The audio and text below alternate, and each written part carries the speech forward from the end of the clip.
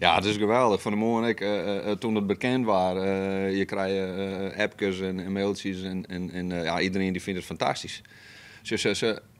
Je hoopt altijd ergens op, maar je kan je naar de derde rijken die dan uit gaat.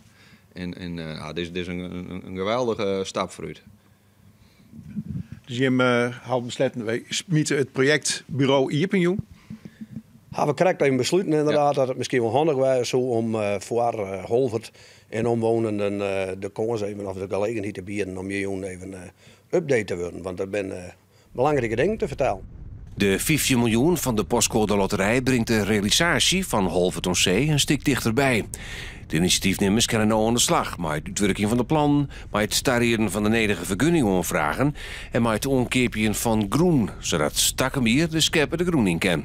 Als het nog begint 2020 als eind 2020 worden, maar er zit natuurlijk een heel traject tussen.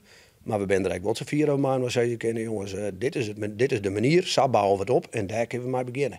En dat bad dan op het plak tussen het kunstwerk dat er nou op het CDX staat en de Holverterpier. Klopt. Ja, daar komt dan de Trobberhaak. De plan heeft als effect dat hield niet meer toeristen nooit Holvert weer te vinden. Ik leidt het dorp nog langer dan zee. We hebben wat last van verbouwde pensies. Terug het Leeuwen, bij meesten had die pensies opgekocht en het is opknapt. Ik door de dorpsontwikkelingsmaatschappij die daar yield voor hier, ben die hoesjes prachtig mooi opknapt in de oude stijl. En heel grote van die hoesjes ben ook vakantiewoningen. En het rent boven verwachting.